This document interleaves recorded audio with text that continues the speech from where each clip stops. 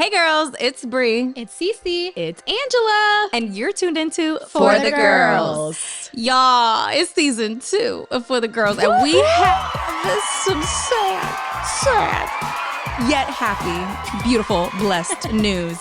So as y'all know, For the Girls is Cece, Angela, and Bree. And our good girl, Angela, has had so many amazing life blessings happen in the last year. We've had so many changes. 2024 was honestly like our year of just transition and change. So this episode is all about sharing with you guys where we all are now, what has happened in the past year, and why Angela is taking a step down, and we are taking on guests this new season because we have an open chair due to Angela taking that step. So let's first start with Angela. Angela, please update us and all the girls and tell us what the heck has happened in 2024. Okay, so I think I remember one of our last episodes, I had said like 2024, that's going to be a year for us. Or wait, because we didn't do anything 2024. 2023 is one of our last episodes, and I said there's going to be changes for us. Mm-hmm. So Sean and I had decided that was the year we would try to get pregnant again. And when we decided, we weren't ready like at that moment, but we took out my IUD. Well, not we, but the OBGYN took out my IUD. Can you imagine just Sean just going in there and just like, got it, babe. Yeah, no, the OBGYN, shout out to Dr. Stoss, took out my IUD. Thank you. And then from there, you know, we waited.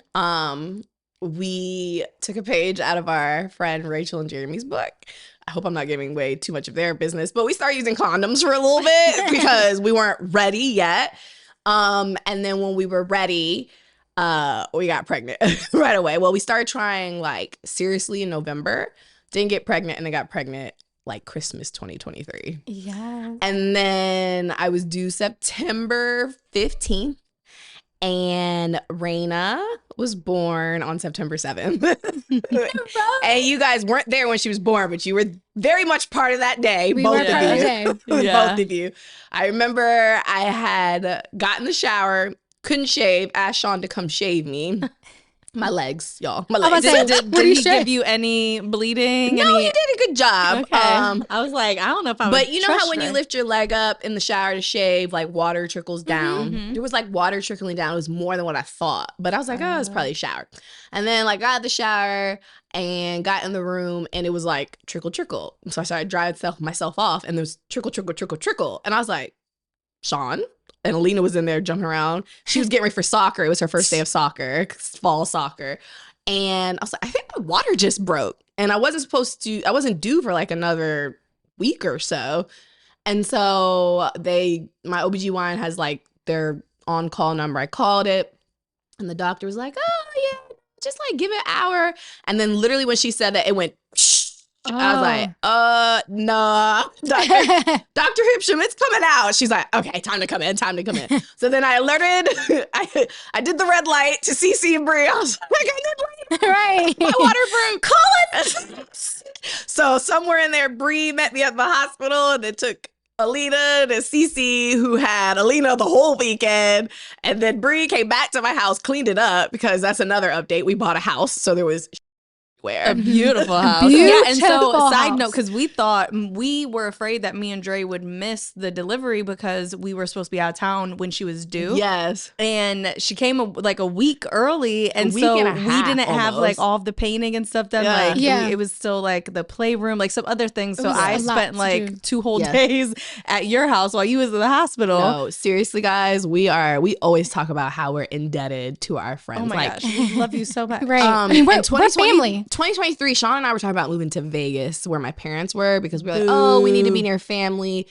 We hate the winters here. And we were trying to find housing that was like more affordable. Yeah. And then after we ended up weighing our options, like, although my parents are very important people in our lives, like we have a village here. It's you, it's Rachel, it's Jeremy, it's freaking my coworkers, it's my staff that works for me. Like, there's just a lot of people here that not only help us, but we love and we want to be near and want to be able to see often. So ultimately, we decided we were going to stay in the DMV area. And so we started looking for homes, which was stressful because inventory was low, so everything was expensive. AF. Everywhere.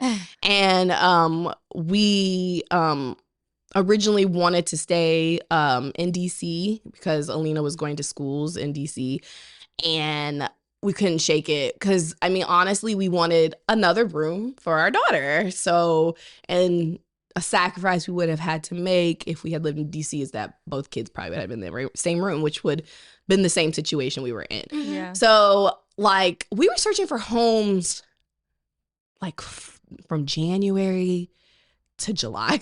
Like, that's how long. Yeah. Our house sold quick. Like, it sold quick. And the people who bought our house were really, like, awesome. We actually ended up knowing them.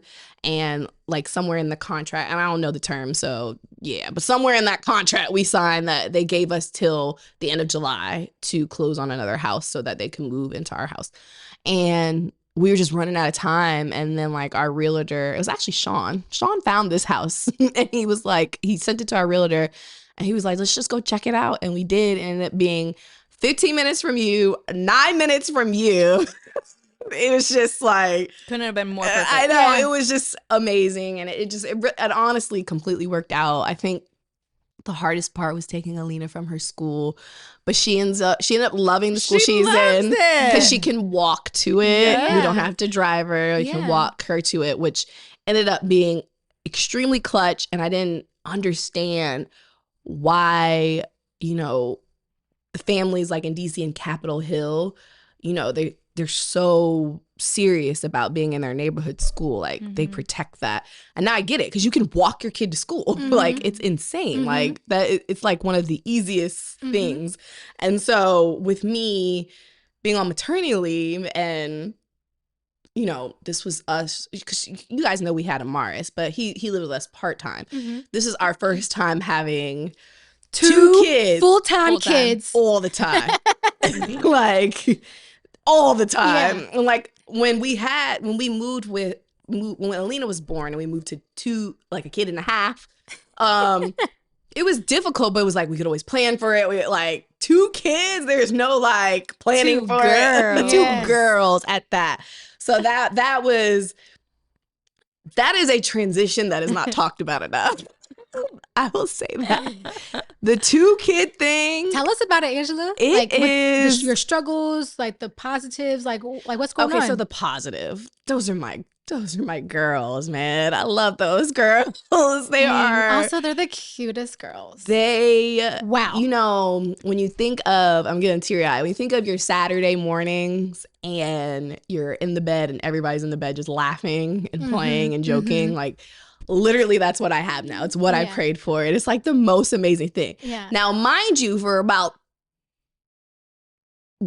3 weeks, I was in a diaper and bleeding. And I mean, 3 weeks goes by like that, you know? And we're still in the part of, she's going through that 4-month regression. We're still in the part of life where I'm not sleeping. Yes. But, you know, all of that, like, it's a lot, but all of that is very much worth it. I would say the most difficult thing is bedtime, because before Sean and I've talked about it on other episodes where we had this system. He would do certain nights for bedtime so I could take a break. And then when he was doing bedtime, I would do the dishes and take out the trash. Like, man, that system worked. Yeah. That system got annihilated. Yeah. There are no breaks. Dishes don't get done sometimes. Hey. A lot of times. Laundry. Laundry. I don't know when the last time that was like completed. You know when you complete your laundry? You're like, okay, we're done. Everything's put away, folded. I don't know when the last time that was completed. Listen, girl, invite me over if you need help with the laundry, because you know I'm good for it. I will fold your clothes. I think it's all a blur. There was like one day Cece came in and like swept my whole house. Yeah, I did. And I didn't realize how much it needed to be swept. I was like, let me pick up a broom. I feel like I need to be helpful. She was sweeping for like an hour or two. And I was just like, damn, my house was messy. You had just moved in. There were boxes everywhere. You had, Raina was there, right? Oh, Yeah, no. You were pregnant. I was You pregnant. were pregnant as yeah. I mean, like huge pregnant. So you were super pregnant. You could barely move around, and it was just people. Like everybody was just coming in constantly trying to help. And I was like, these floors have not been touched since they moved in here. And I'm like, let me just. Oh my gosh, she went to town on the floors. Every time she came over, I want to. I want to help. She was like, I love cleaning your house because when I'm at Angela's sometimes house, we feel so bad. Like, No. we're like, our shit is just not together. If we didn't want to No, do it, we we wouldn't do do it. it. I know. but also when I'm at your house, I for a moment picture I'm in my house. And I'm like, I'm cleaning my house. Look at my beautiful house. It's so nice. And the cleaner it is, the more I like it.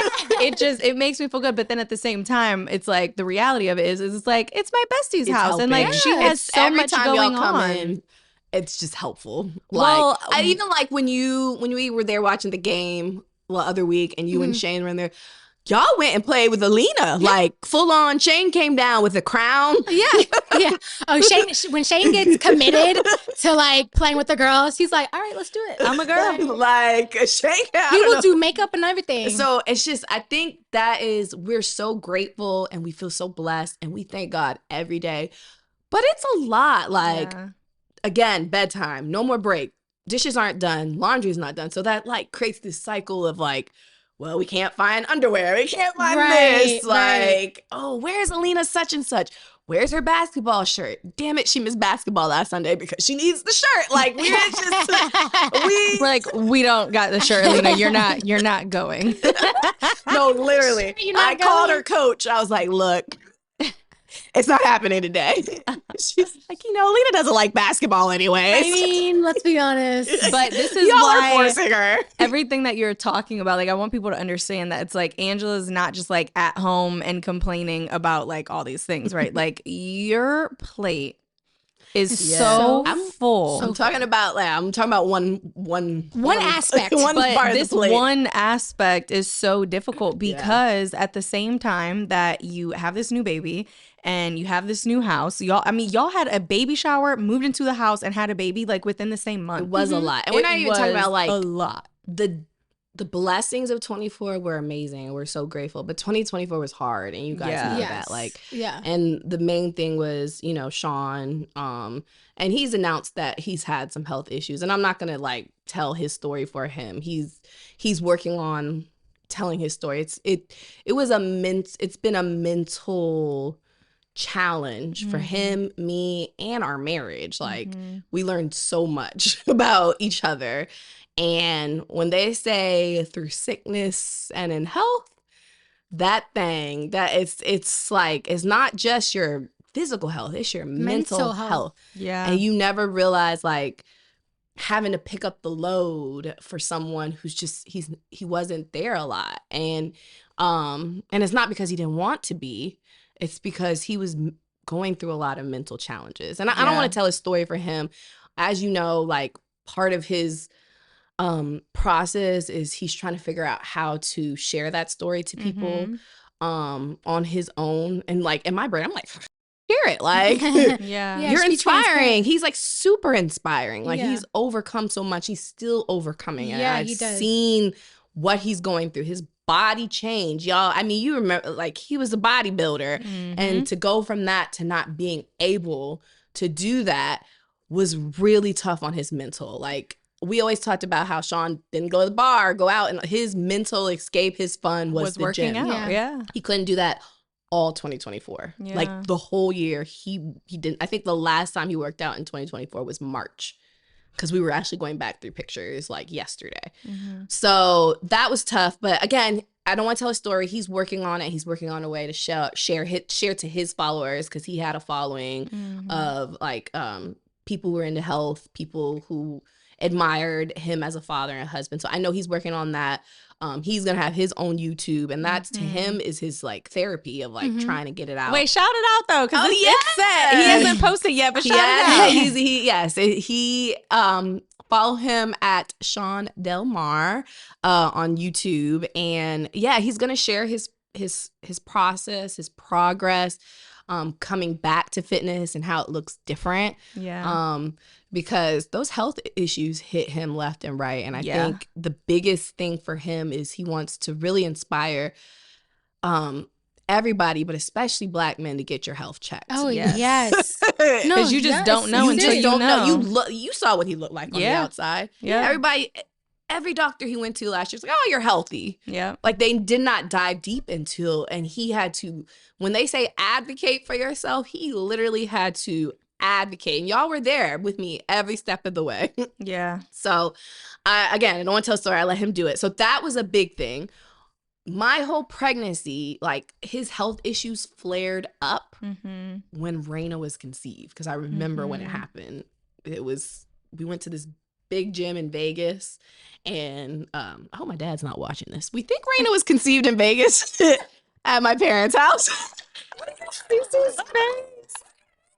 And I'll never forget, like, I think we really think, I know they say it's hard to pinpoint, because I mean, we were having sex, but I really feel like we both feel like that was the one. We had went to like a ice and fire room, which is like a hot infrared sauna and a cold plunge, and we had a coach like coaching us through it. And like somewhere in there, when I was about to quit, I think it was when we were in the infrared sauna, he was like, bless your womb, bless this king. I was like, okay.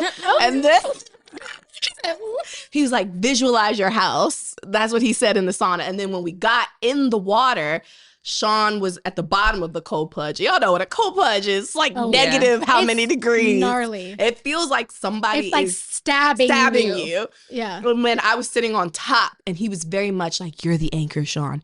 You're holding down this family. You're holding her down. We ended up staying in that bed for like 7 minutes. Wow. Because he put a towel on the timer. And then when I was like, okay, I'm ready, and I got up, he took it off, and it was like 7 minutes. That's wild. I know. So the coach, I don't know if we could have gone that long without the coach. No, I don't. And so literally what they say about cold plunges, I walked out and felt like this sense of euphoria. Like, it was amazing. Like, it felt so great. And we got home, we looked at each other, we were like, and there we go, right now.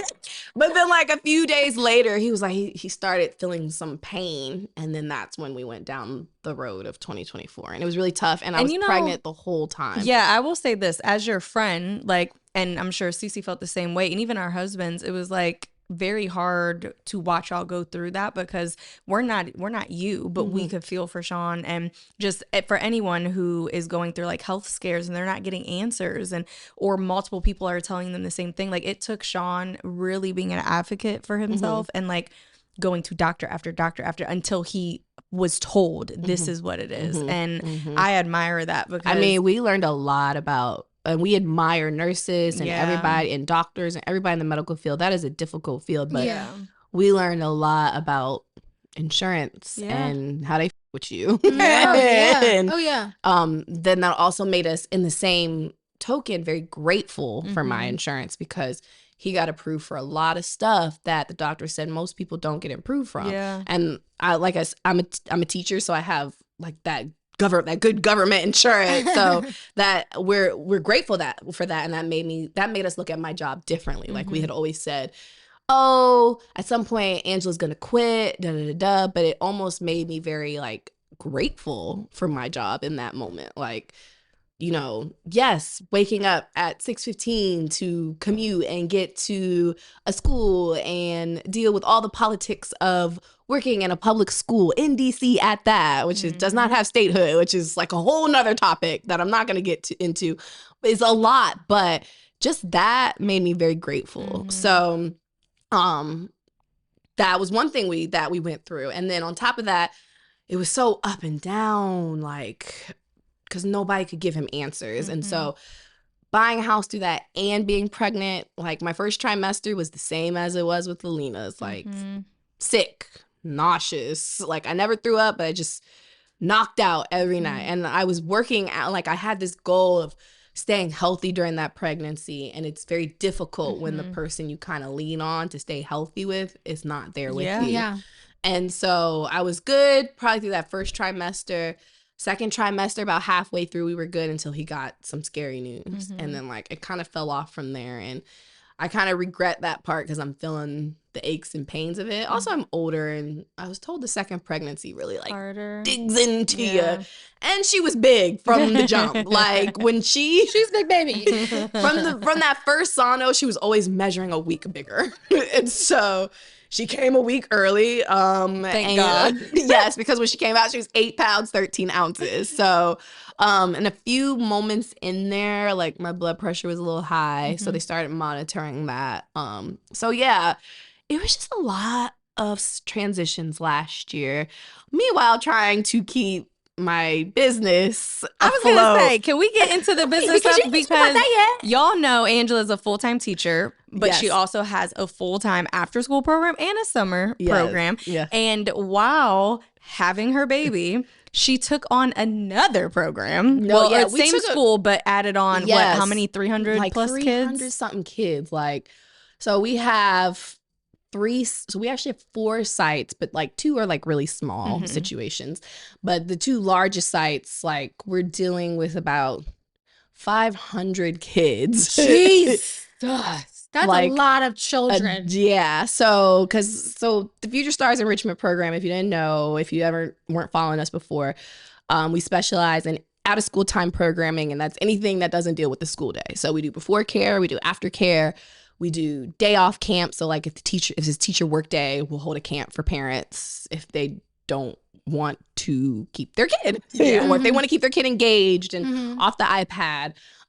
We also have a basketball league that we run on Sundays. Right now they're in the winter league. And our big thing is what we started with was clubs, because that started for me when I was teaching a dance club, and that's where it grew. And so then that grew to camp, and so we have summer camps too. So I say all that to say, I have to shout out my staff. Yes. Because when I had that baby, they let me go have a baby. They held it down. But leading up to that, it was basically like, she's having a baby any day now, so we need to know how to run this ship without her.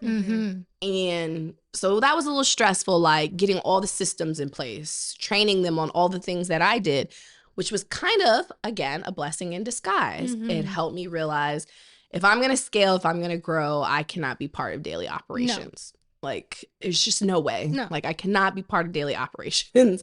And so then you bring in these people that have been working with you, you give them their positions, you give them salaries, they now have benefits. And it's like, whoa, like, there's people real live depending on me not to bankrupt this business. Yeah. So, it was definitely a flow. We did lots of training, lots of things during the hot ass summer before that child was born. And when I say the swelling was swelling, I think you weren't there. Dre saw me the day before I went into labor. Dre told me about it. He said, yo, Angela's about to pop. He was like, she about to have that baby. And then the next morning I popped. I literally popped. And so, yeah, that summer sucked, but we hunkered, like, women are just amazing. Like, and I'm not touting myself. Like, when we got to get done, You get done. we get it fucking done. Yeah. 8 months pregnant, sick husband, kid going to kindergarten, stepkid going back to Florida, brand new house, need to put it together, need to get the baby a crib, freaking baby shower, which y'all were part of. Like, I'll take baby shower out because that was optional, but all that other shit had to happen. Yeah. But it still happened. Yes. Just because it was optional, you can't omit it. Yes. It happened. And it was beautiful. Thank you. Thanks It to was you beautiful. guys. It was beautiful. Yes. I that was the one thing Sean was like, okay, it's been a tough year. We've had some success. Have the baby shower you want. I got in trouble a few times with the budget. But So, wait. what?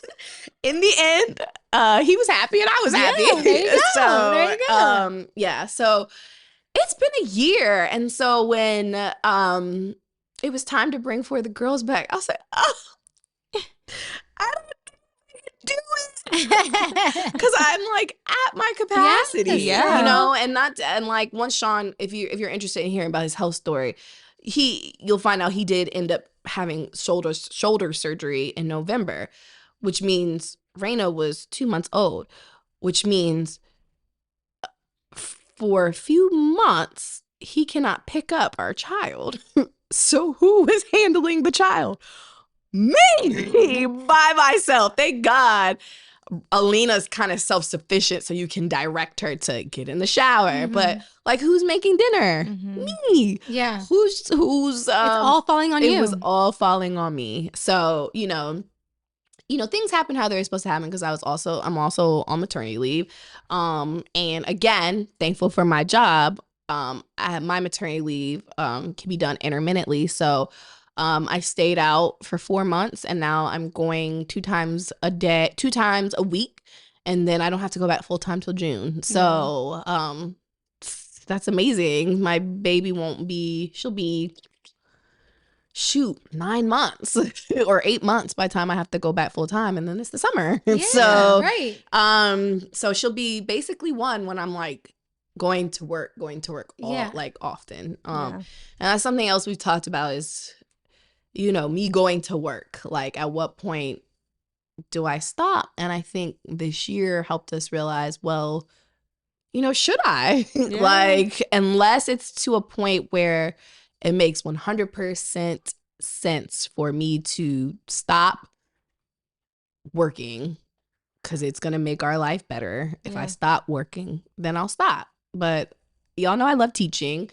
Y'all know I'm good at it. And I love the community I've been in for 15 years. So I'm probably not going to leave it unless it's like, okay, get up out of here. Bitch, you need to stay home. You're doing too much.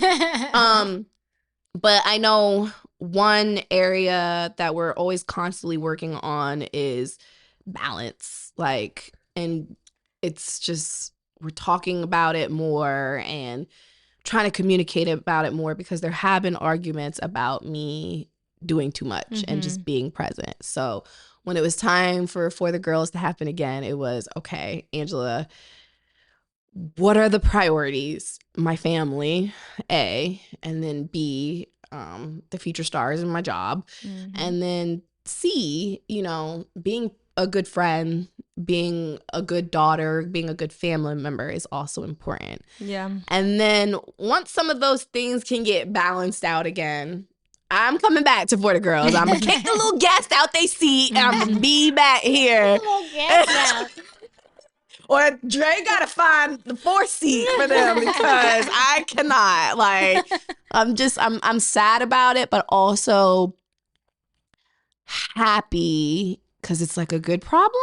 Yeah. Girl, Yeah. it's a good It's a good problem. And then it's not like we are best friends. I know. I so see that. We see each other when all I say I'm the 9 time. minutes away from her, 15 minutes away from her. And you know what's funny is, because we did take 2024 off, because it has been a transition, and we're going to happen to Cece's transition next. But because 2024 was such a transition, it's like people are like, oh my God, where's For the Girls? When you guys coming back? And it's like, we didn't spend any less time together. We just spent more intentional quality time together. And it was to the point of, this show just wasn't a priority for us at that time because of all the transitions. Yeah. And so we are excited to come back, but we're excited to come back in a way where we're offering something new with the guests and allowing you time, space, and grace to really focus on all of the things you have on your plate, because every single one of those things are such a beautiful blessing, but it takes time. It takes energy. Yeah. And at the end of the day, it doesn't make sense, So it's like, it will, and when it does, we'll be super excited. Just, but figuring out the balance of it. Yeah. And right now,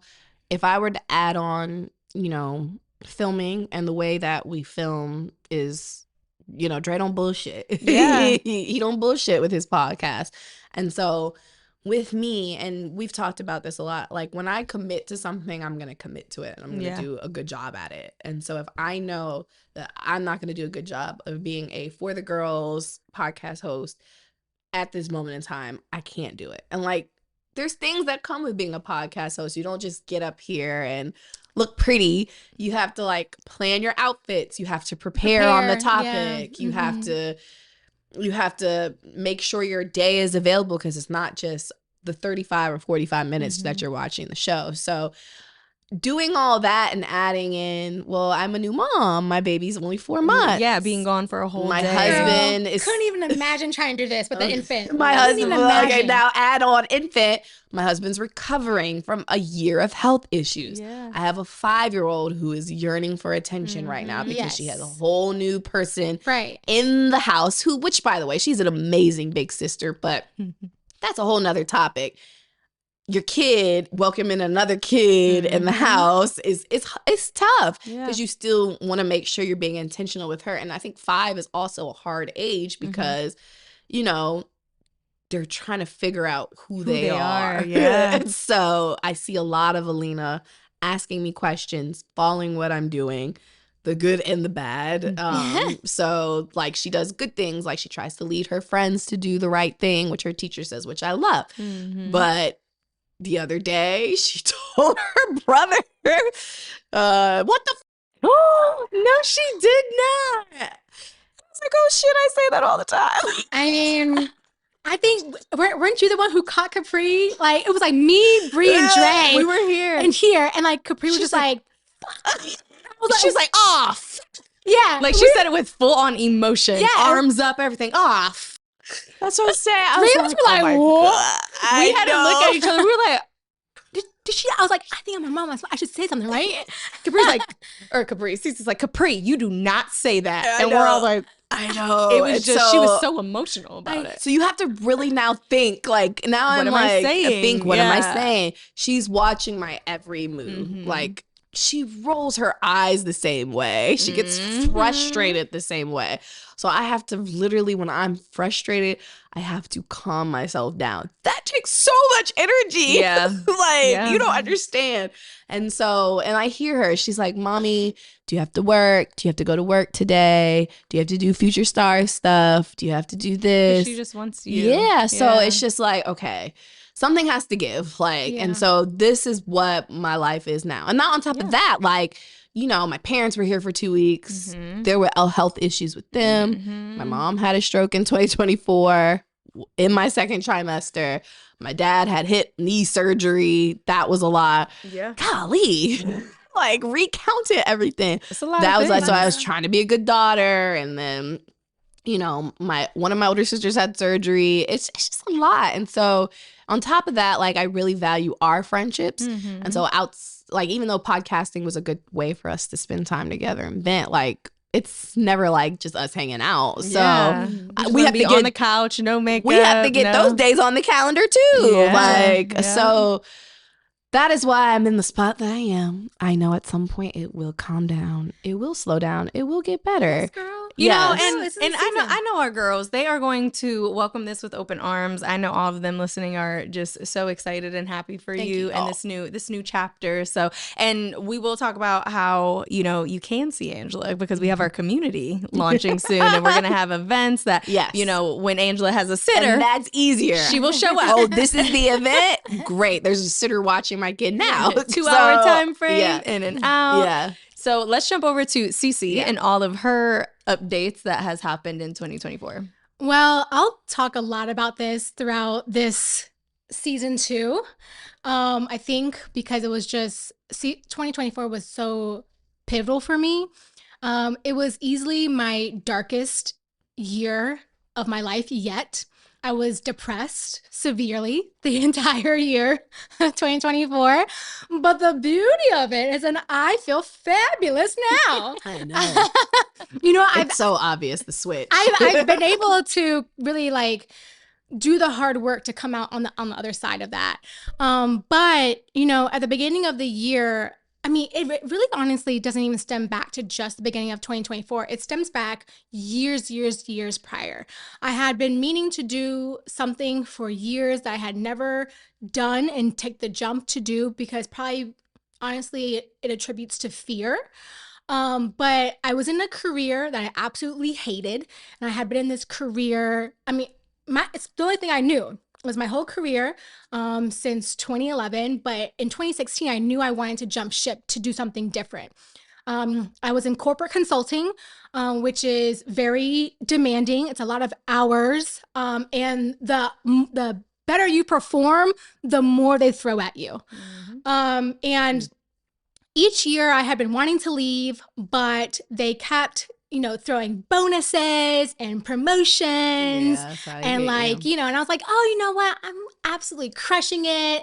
Like, I'm making more money. Like, let me just Stick it out. Stick it out. Let me see it through. Like they definitely knew all the things to keep like the carrot in front of me and to just be like, okay, I'll take it. I'll take it. I'll take it.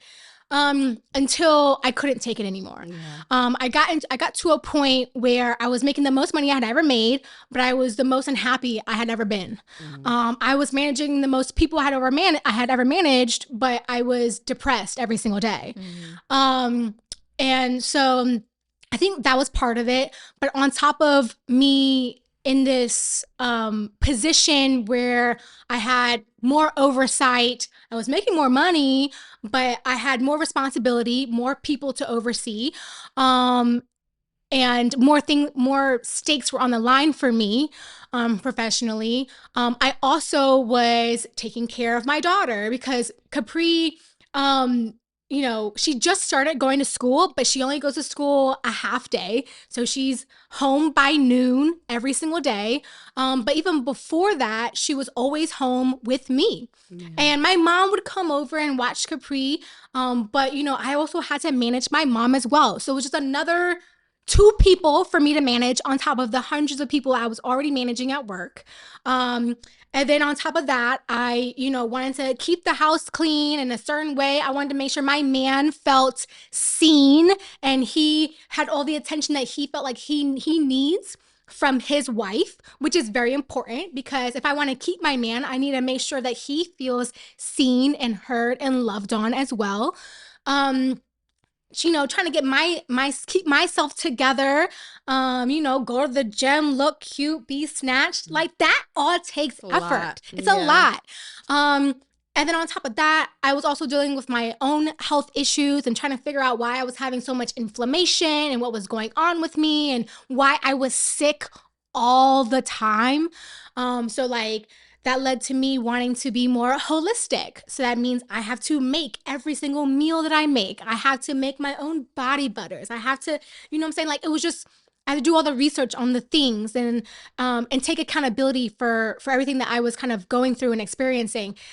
It became so overwhelming. I was so overstimulated. I was turning into a complete bitch to everybody around me that I loved the most. And it was not fair to them. It was not fair to me. And I was at the lowest point in my life that I didn't even recognize myself. I felt like mediocre. I felt like nothing. I couldn't even recognize myself. I was stuck in the house all the time. Before my daughter, I was never a homebody. I never liked being in the house. I like being outside. I like being social. I like meeting new people. It fuels me. I need that for me personally, in order for me to keep going, to find the drive, I have to be around other people. And that was all eliminated, honestly, since I had my daughter. Because of COVID and everything, I was working from home. She was at home. Everything was at home. I never left the home. And so it was all of those things that kind of contributed to me being in a bad mental space. So I had a decision to make. It was like, I either can stay here and be crying. Like I remember I was with these 2 and some of our other really good friends, and we went for a walk, and I was